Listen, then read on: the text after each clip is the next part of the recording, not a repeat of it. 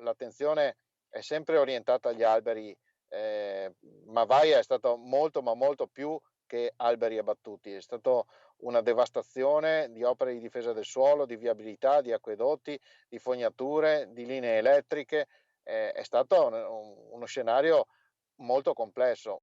4 anni fa l'uragano Vaia che devastò la montagna veneta, molte delle ferite impresse a boschi e centri abitati la notte del 29 ottobre 2018, in cui raffiche di vento violentissime e precipitazioni eccezionali sferzarono il bellunese, sono state sanate. Rimane circa un 30%, stima l'assessore alla protezione civile del Veneto Giampaolo Bottaccin, di interventi ancora da mettere in atto tra quelli programmati. Oggi ci troviamo con una situazione che non è quella di prima, ma è migliorativa.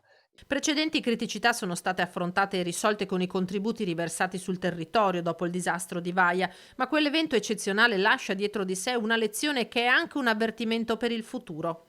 Capire che ci sono i cambiamenti climatici, che in Veneto abbiamo registrato un incremento della temperatura di 1,5 gradi negli ultimi 30 anni, temperatura media, e che questi cambiamenti climatici portano a eventi sempre più frequenti e sempre più violenti. E quindi bisogna lavorare su due fronti, quello della mitigazione e quello dell'adattamento.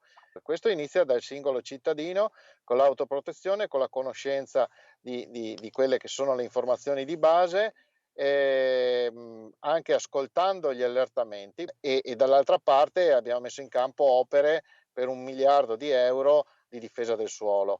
Abbiamo un piano che vale 3,2 miliardi di euro, quindi abbiamo ancora molto da fare, ma molto è stato fatto.